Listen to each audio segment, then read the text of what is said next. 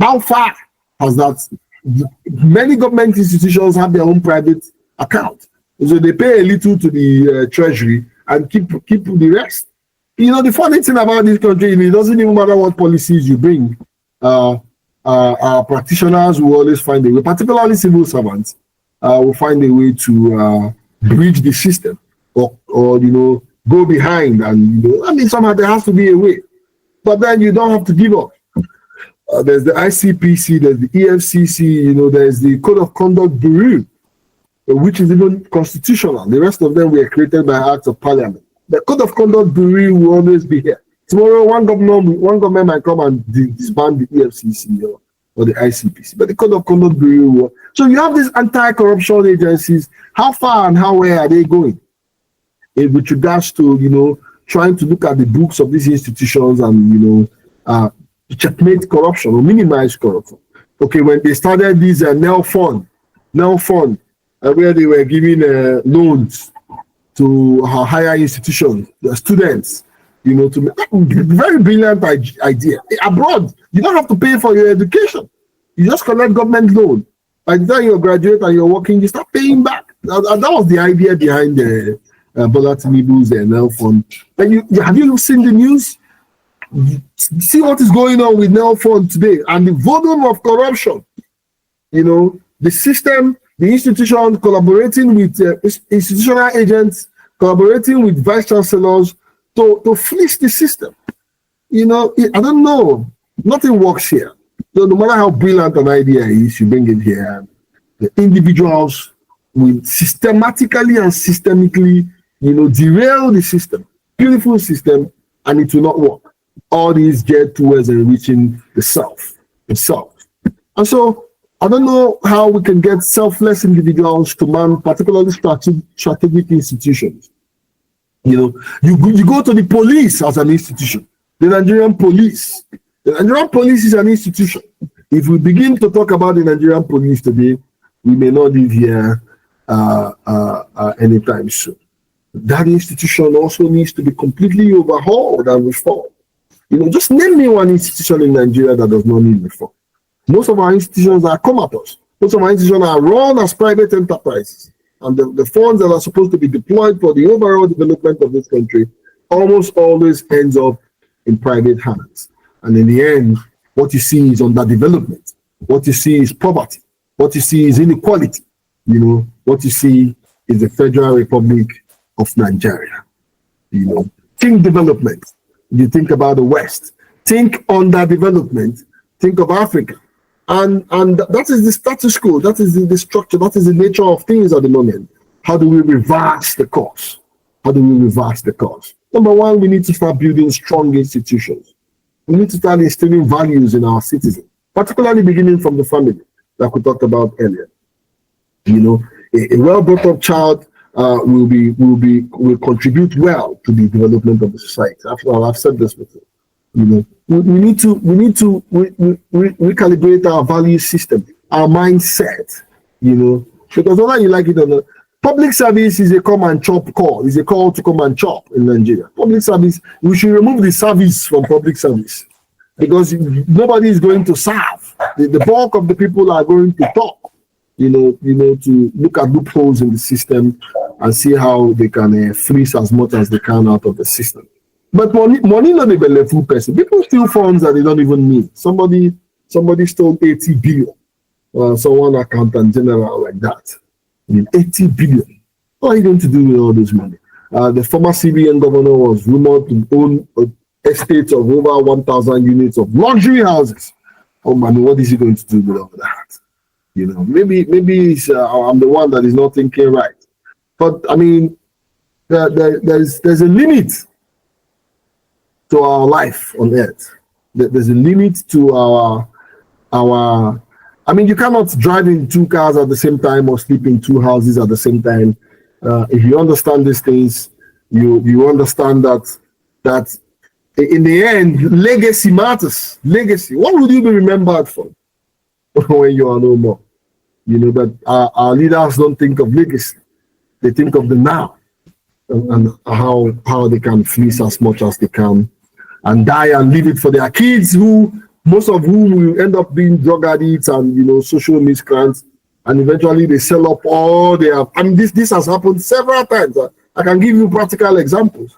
You buy a lot and steal a lot, and this is cost money whether you like it or not.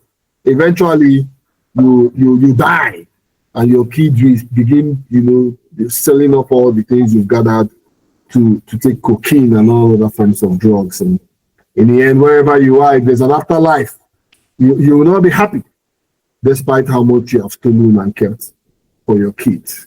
But if you bring up your child in the right types of values and morals and character, you don't have to struggle to steal to build houses or buy stuff for them, because you know that they are well equipped to even fly higher than you did during your lifetime. Any questions? Questions, please. Contributions. Hello. Hi. Hi. Hello. Hi. Have you been hearing me?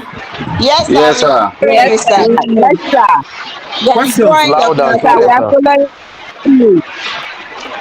Questions, contributions.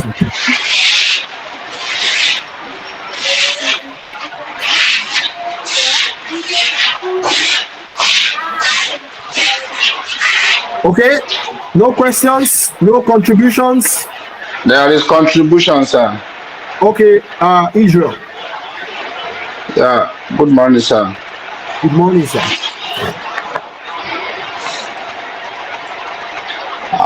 The little contribution.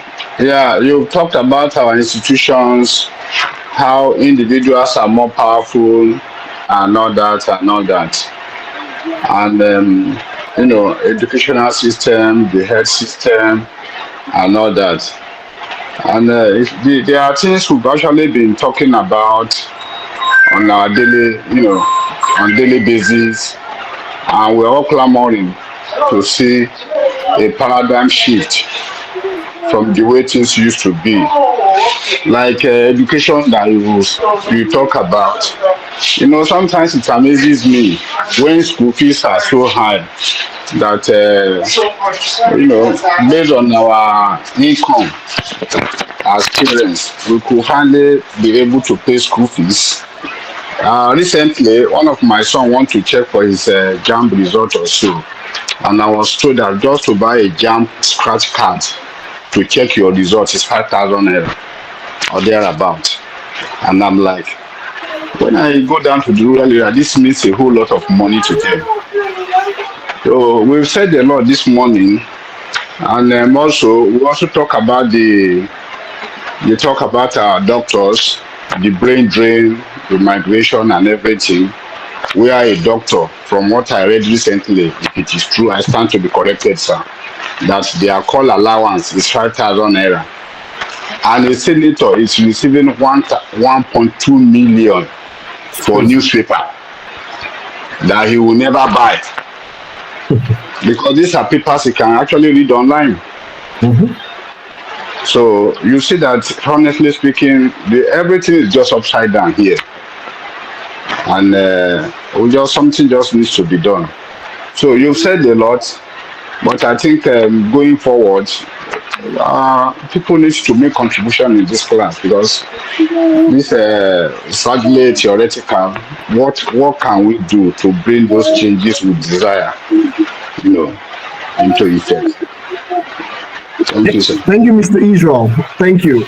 You see, JAMB as an institution, I get worried when JAMB, when they come up with their annual revenue contributions to the physician account. I get worried. JAMB is not supposed to be a revenue generating examination, but JAMB has become one of the biggest contributors to the federation account in Nigeria. What that tells you is that there's a problem somewhere. To the extent that the children of the poor cannot buy JAMB form or buy scratch card. Education at that level should be somehow subsidized. The subsidy is not a bad thing. Bola Tinubu is coming to make us feel that subsidy is not a bad thing. Education is subsidized. There are some countries in the world today that education is free. advanced Western countries. It's part of the bedrock of our development. You understand? So there should be a way to balance these things to the extent that the children of the poor can access education. And JAMB they are raking in a lot of money, and it's problematic, to be honest with you. JAMB should not be a revenue. JAMB form should not be as expensive as it is. JAMB form should not be more than 1,000 naira. I don't know how so that the children of the poorest man on the streets can buy JAMB form and pass. Because if he studies and passes and gets his WAEG, let us now even know that it is a higher education that is remaining. And with this new NEL fund thing that Bola Tinubu is trying to drive, not minding the corruption and the accusations that are bedeviling. If the thing is working, you see that the child of the poorest man can aspire to become a medical doctor and liberate their family. But most times there are people who want to go to school in this country, but the problem is money. Basic education that is supposed to be free, basic education primary 1 to JSS3, headmasters and principals have found ways to be collecting school fees from these students. And so students who should be going to those places for free cannot even go there again. So we are in trouble again as a result of institutional failure. Any other question? Questions, please. Yeah, Virginia. Yes, I'm with you. There's something I want to include. You can see. Okay. For example, now you said that development will start from the family. Institutions will start from the family. So in a situation whereby children are being sent out of the house, as in they are sent out to the streets to invest for themselves, how can development come in this situation in our Nigeria, in our country?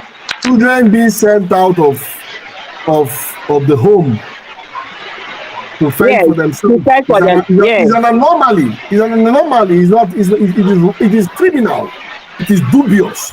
At some point, Lagos State government was arresting children, and they will take.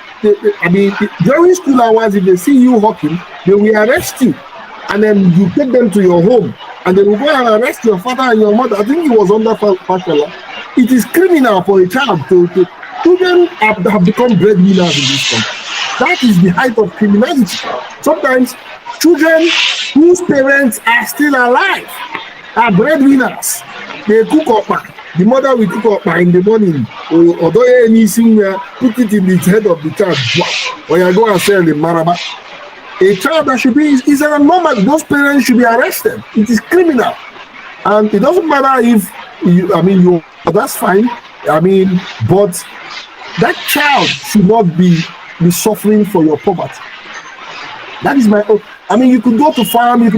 Some people are lazy. There are people who are genuinely sick or they can't walk. They are lazy, and then you are relying on. And I've seen this happen. You are relying on your children, your children who should be in school, basic school to take care of your needs. It is criminal. It is evil. It's an anomaly. So it's not even something we should be debating, because that is wrong, downright wrong. Those parents, Fashola was right. Those parents should be arrested and locked up. So it's not right. So it's not even something we should be considering under these circumstances. Imagine those kids working.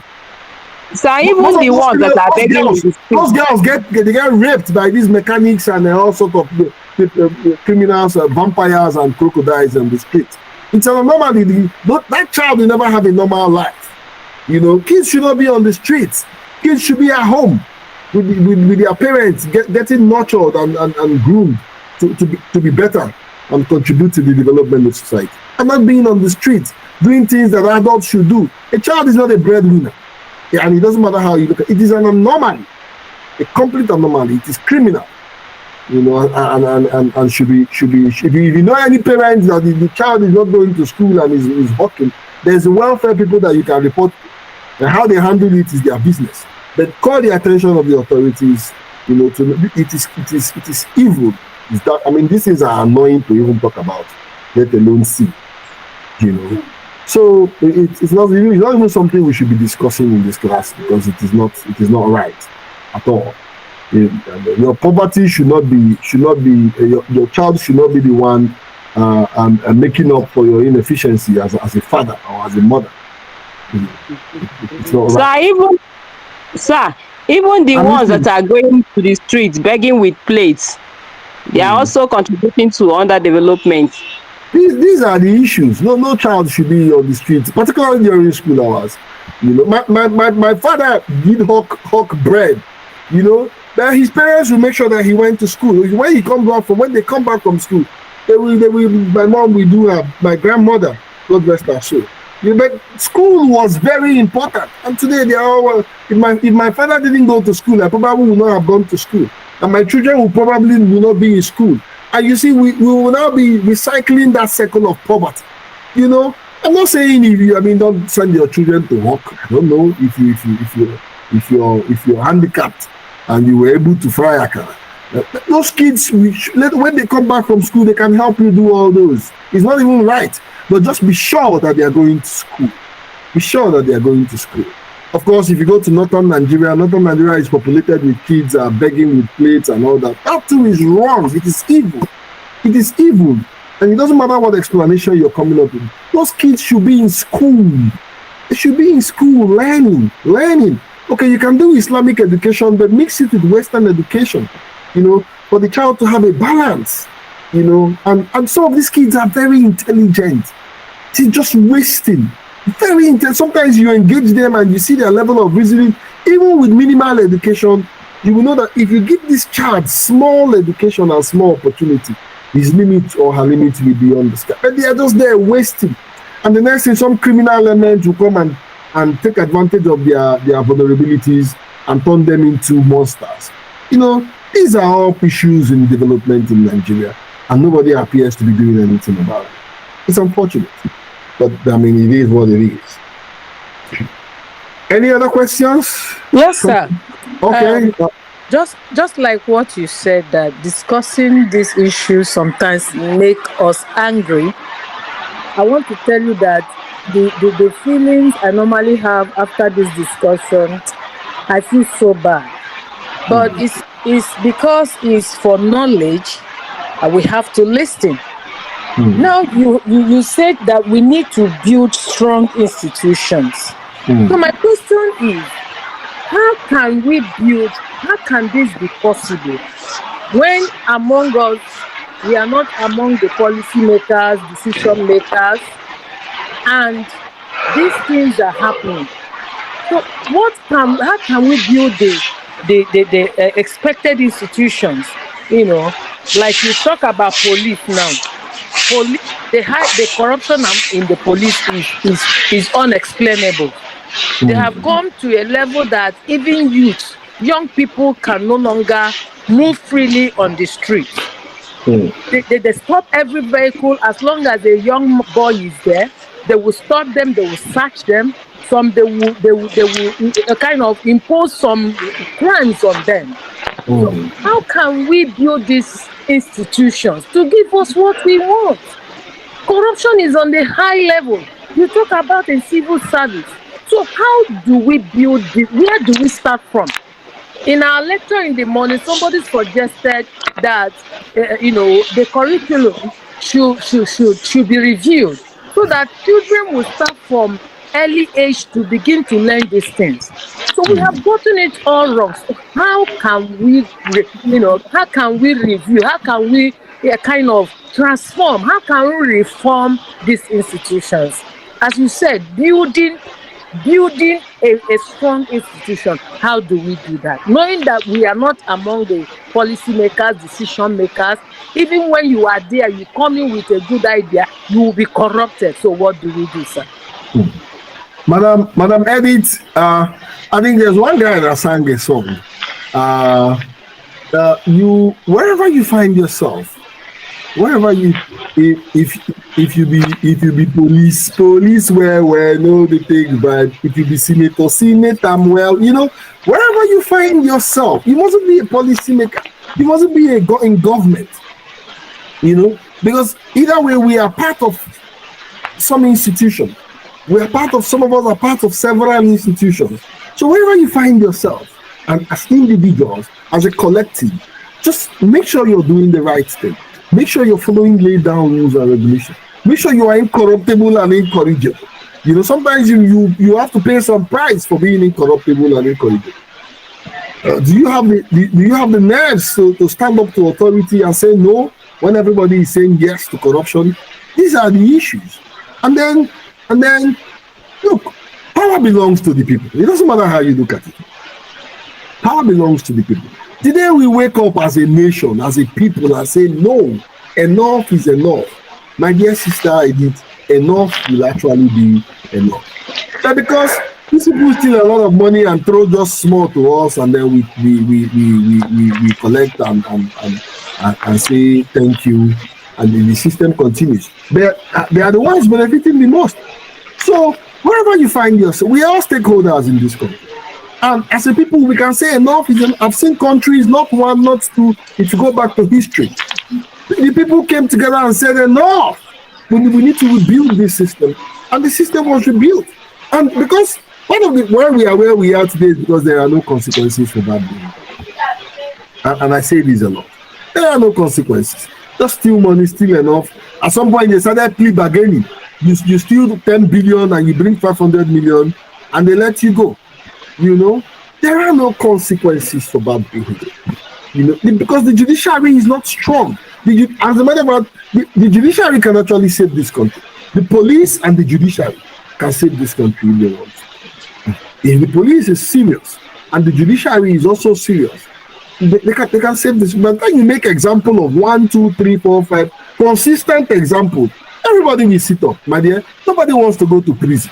Nobody willingly wants to go to prison. But because we are sure that we can steal that money and nothing will happen. You can buy the police, you can buy the judges, nothing will happen. You walk away free. So, I mean, that embodies criminality and criminal elements. You know, so that is the problem. But at our level, at the individual level, let us make sure that we are not on the wrong side of the development drive in this country. So whatever you can do, wherever you are, wherever you find yourself, be sure you're contributing positively to the development of the system and not negatively to the destruction of the system. At some point, something has to give. You know, it was Jerry Rawlings. You remember the Rawlings, God rest his soul, and how he radically and somehow tried to change the system in an unconventional way. And you know, nobody is advocating for that kind of arrangement in Nigeria here. But at some point, I don't know. Something has to give. If you ask me, I don't have a solution I don't even have a straight answer to your question. What do we do? I don't know. But just do what you can wherever you find yourself to be sure that you're contributing to development and not underdevelopment. At the institutional level, I don't know. The system will have to find a way to bring up the right people that will do the right things.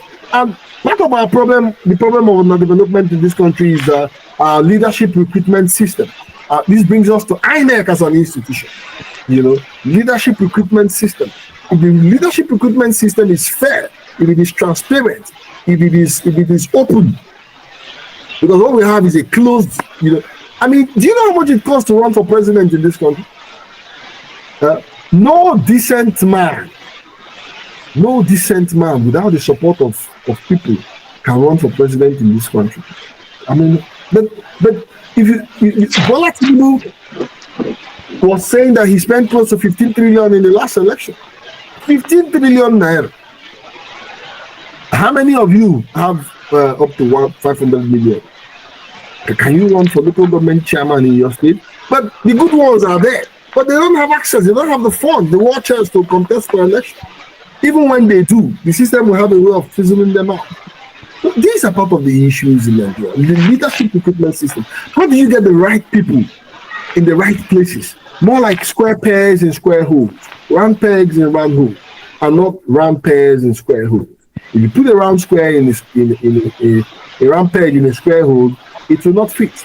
And what you have is a misfit. What you have is a Federal Republic of Nigeria. I'm not sure if I've answered your question. I've only attempted. Any other questions or contributions? Thank you, sir. Thank you, ma'am. Questions? I have a question, sir. Yeah, Yusuf, we are with Yes, sir. you. Okay, sir.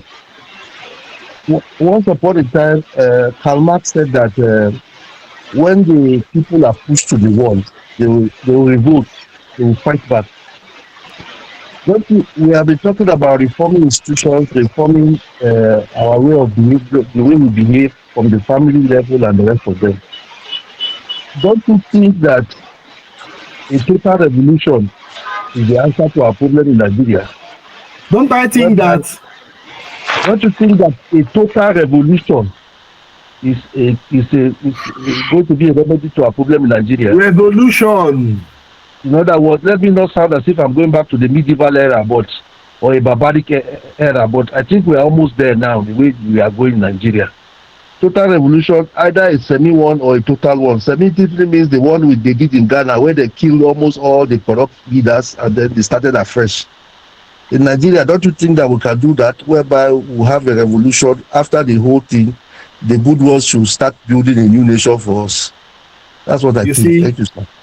You see, what you're saying is, and you use the right word, is a little, we cannot go back to the Bolshevik Revolution or the French Revolution, or those eras of revolution. Revolutions can be bloody.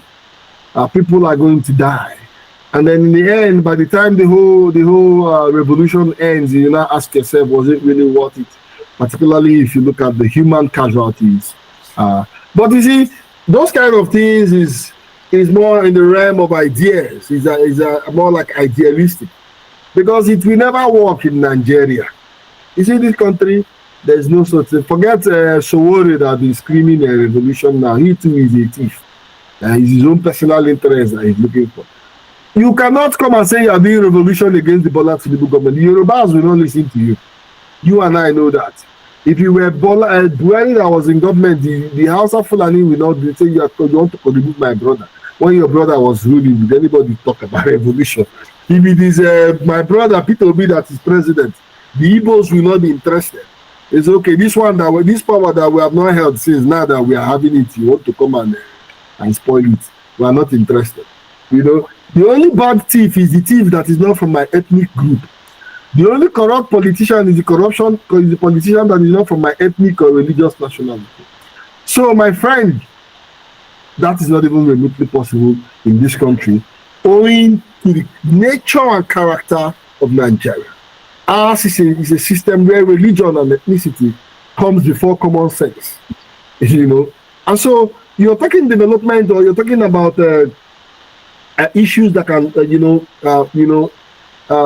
develop this country or contribute to some advancement, and somebody is telling you that, look, when the government releases a list of appointments, the first thing an average Nigerian is looking at is, where is this person from? This name, this ethnicity. Sometimes they're looking at religion. You cannot develop a nation with that kind of mindset.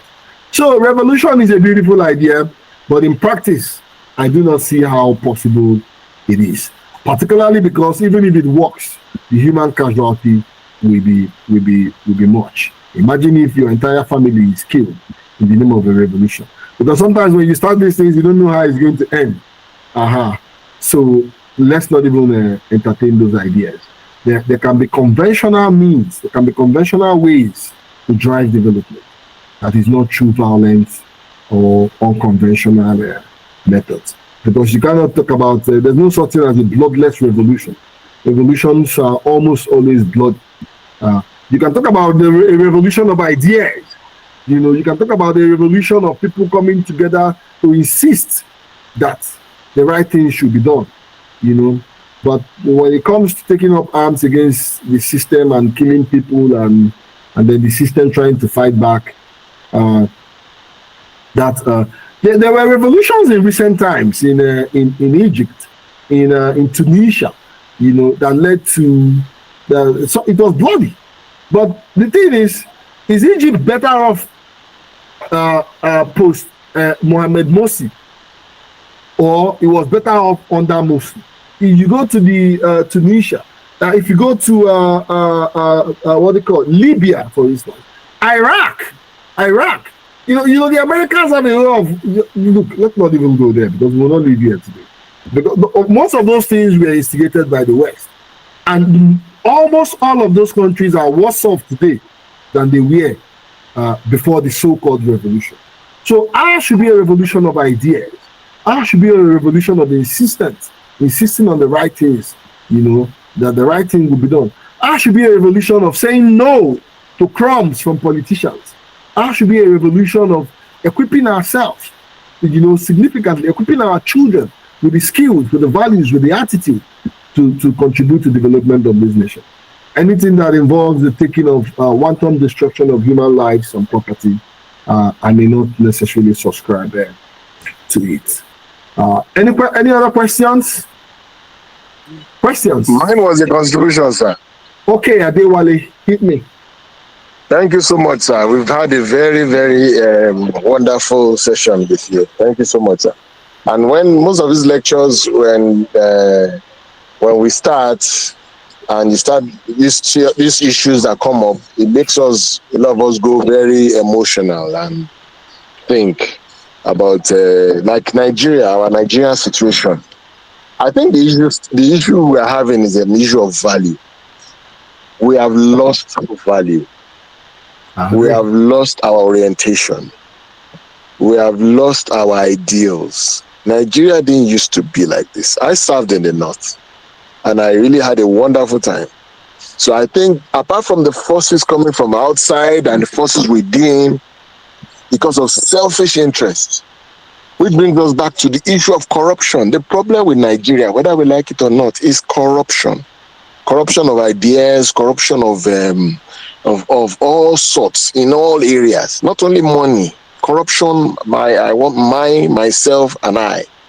That spirit has taken over a lot of things, and the issue of patriotism has been put to the back. And a lot has been said today, sir. And when you think about it, what we can always say is solution. I believe there's a solution, because if you look at it, look at the history of global history. If you look at the China, for instance, if you look at Singapore, for an instance, even this Britain, UK, all these so-called civilized nations, or Western developed climes, they have gone through their own stages. Yeah. I think we are going through our own stage now. And my brother mentioned the issue of revolution. So whether we like it or not, there's a revolution going on. The revolution is a peaceful revolution. It's a revolution, like you said, a revolution of ideas. Thank God for social media and all these things. Gone are the days when you can do something in a certain part of a country and you can hide it and nobody gets the information. Now, everybody's aware of what is happening. I think that's a good idea. And you see whatever you see, I don't know what this police call you, when you see something, say something. Yes, whether you like it or not, it's not as we want it to be, but it's getting better. Something happens and somebody shouts it out, posts it on TikTok, even the government is aware. And these issues are all around. You mentioned America. America is being run by a dictator.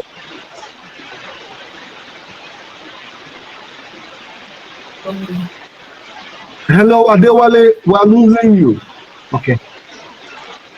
Hey. Hello, sir. No, at some point you went off. Hello, sir. Go on, sir.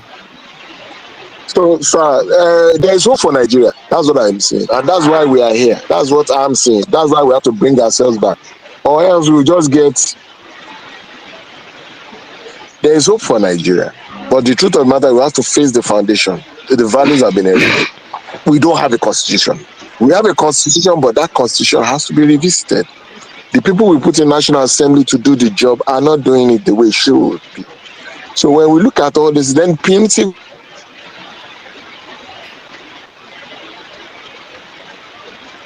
measures on anything, the Y era, you can't even drop a piece of paper in Lagos then. You can't drop a piece of paper. Pastor came in, the issue of EFCC. I remember a time when I was trying to do photocopy in one of these power stations. And I gave the woman maybe 100 naira, 200 naira to help me do the photocopy. She did the photo. I wanted to appreciate. She didn't collect 100 naira, 200 naira because of the fear of EFCC. So if this They have strong institutions, like you said earlier, sir, that are really working. And you did this right? No, please, I'm I think online. as we are using it as a point of basis for each one and every one of us. So that's my only little contribution, and I appreciate all your contributions. Thank you very much. Thank you very much, Mr. Adewale. I'm having issues faulting any of your submissions. Beginning from the issue of values and the issue of patriotism. If we have values and we're patriotic and we love this country enough, I think we will contribute more to the development of this nation as against to contributing to its destruction. Israel, you've been raising your hand, sir. Israel. Yes, sir. Yes, please. Yeah, in the course of your discussion, sir, you did mention to us, you mentioned something about the TSA, though I stand to be corrected because this is an enlightenment and educational class. If Konjo Iweala was actually the one that introduced it, but on the assumption that he was the one, but what I knew was that the willpower or the political power to see it through was never there throughout our you're correct. You're correct. They were the ones that brought in those laws, but they didn't. It was implemented Buhari.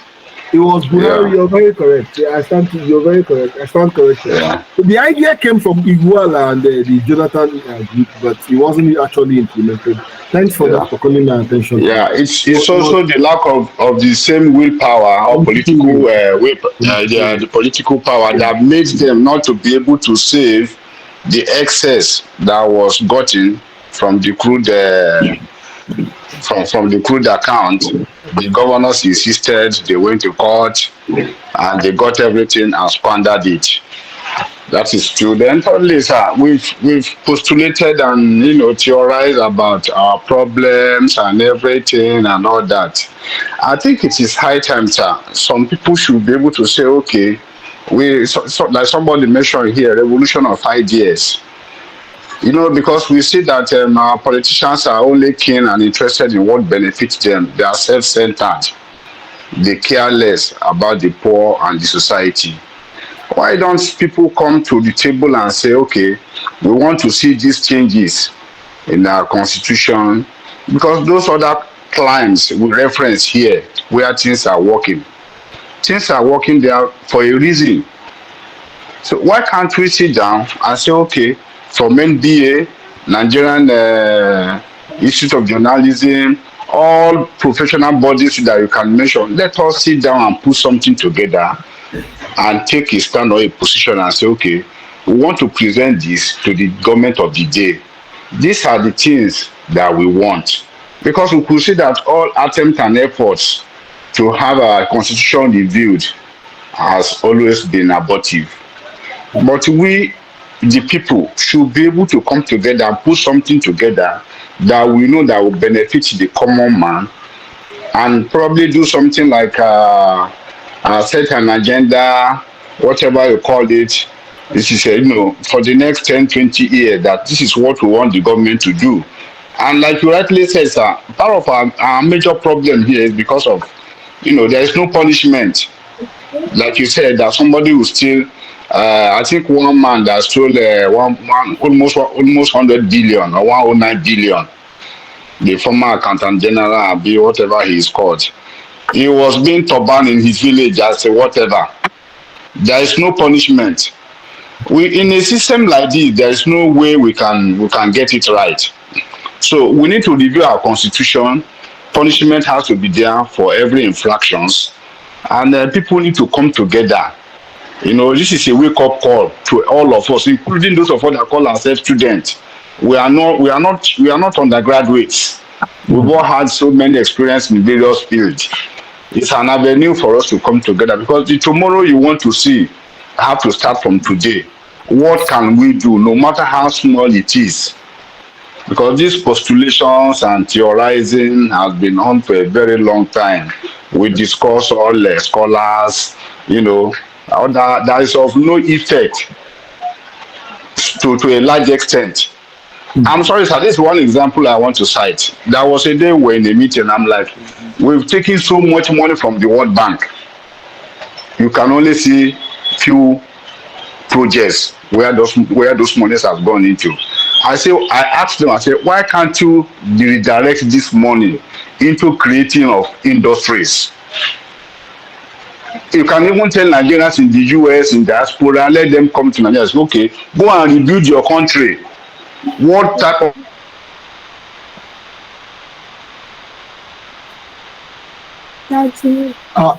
it appears we've lost you, Israel.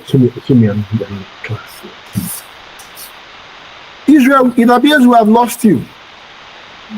Hello? Hello? We lost him, sir.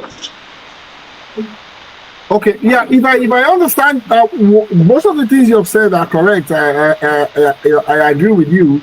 But on the issue of the citizens coming up with policy proposals and ideas, that is what it is. Proposals and ideas. Oftentimes, the government does not, as long as those ideas and proposals does not benefit their pocket, it will be thrown into the trash bin. But we will continue to talk. You also talked about us doing a lot of theory, no practice. But practice begins from theory. And so we cannot stop theorizing. Who knows, one day our theories might become, with efforts by we the people, our theories might become manifest and practiced and concrete, contributing to concrete, developmental strides in the society. At some point we lost Israel. We should be rounding up now. I don't know if there is any other contributions or questions. In the absence of any questions or contributions, I think we should call it a day. Thank you very much, sir. Thank you. Thank you very much. Thank you. Thank you very much, sir. Thank you. Thank you, Ma.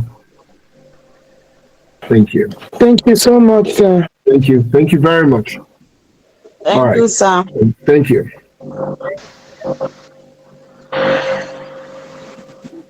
Dr. Okafor, thank you so much for the lecture.